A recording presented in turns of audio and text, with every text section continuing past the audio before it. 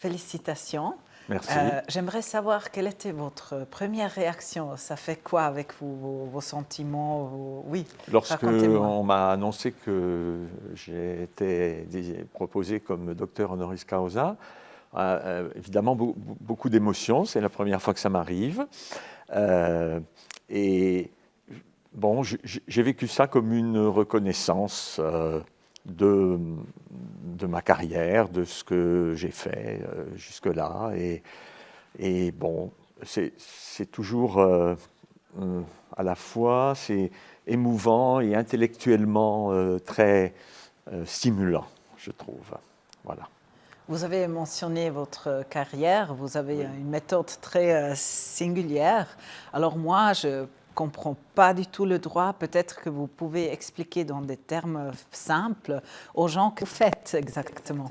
Oui, alors je ne sais pas si on peut dire que ma méthode est très singulière. En fait, bon, je fais depuis quelques années du droit comparé, mais le droit comparé, ce que je fais, c'est axé sur la comparaison des droits français, belges et luxembourgeois, qui sont trois droits qui sont très proches, puisque la Belgique et le Luxembourg ont reçu le Code civil français au XIXe siècle. Or, habituellement, les gens qui font du droit comparé, ils comparent plutôt avec des droits qui sont très différents. Et moi, j'ai commencé à m'intéresser aux droits qui sont différents, mais seulement par des nuances, par des petites choses.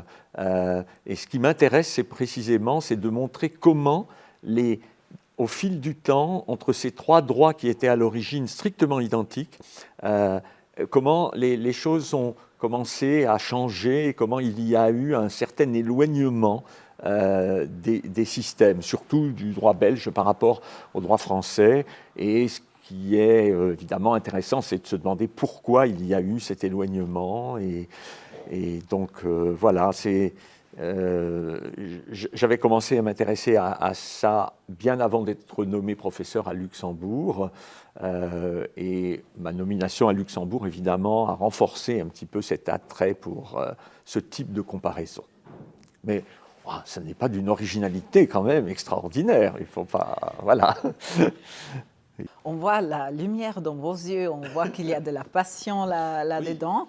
Et alors moi, je constate déjà personnellement, mais j'ai aussi appris que vous êtes une personne très sympathique, vous aimez l'engagement avec les étudiants.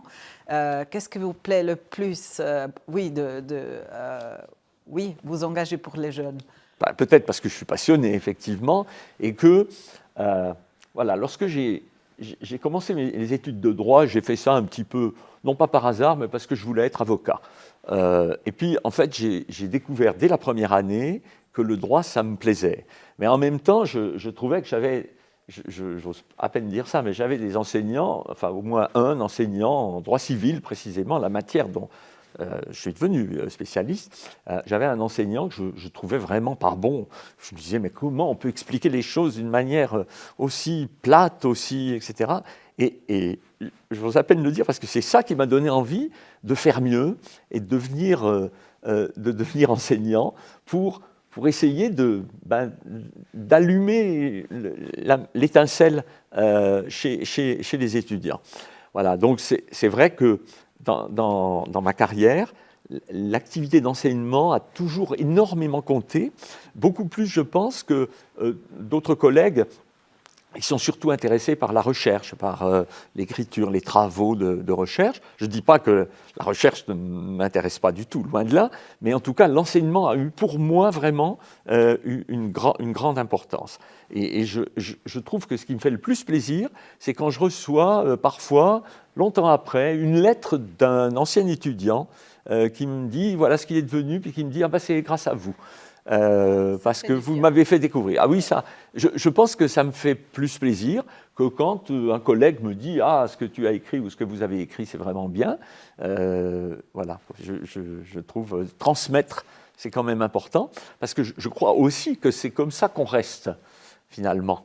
C'est comme ça qu'on survit, parce qu'on n'est pas absolument sûr que ce qu'on a écrit dans 30 ans, etc., ça restera, mais en revanche, si on a su transmettre un peu des choses aux étudiants, ensuite ça peut aller se transmettre aux générations futures. Donc voilà, j'ai l'impression de semer ma petite graine. Je suis vraiment, je me réjouis pour vos étudiants.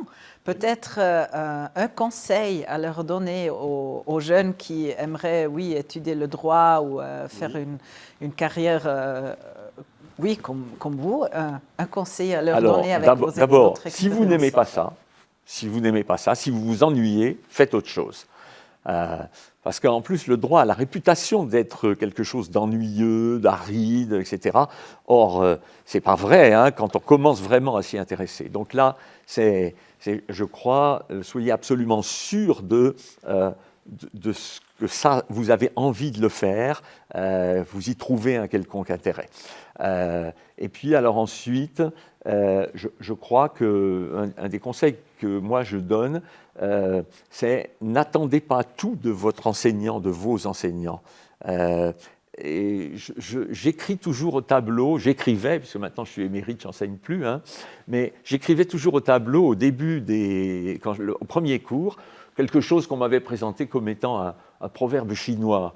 Mais ça ne doit pas être, je ne sais pas, je ne suis pas sûr de l'origine. Alors, j'écrivais, le maître dit à l'élève où est le puits et où se trouve le seau, et l'élève va puiser l'eau dans le puits. Et je trouve que, voilà, c'est la conception que j'avais de l'enseignement, et je pense que faire comprendre aux étudiants que tout n'est pas dans ce que dit le professeur, mais dans ce que l'étudiant aussi lui-même va apporter, je crois que ça c'est très important.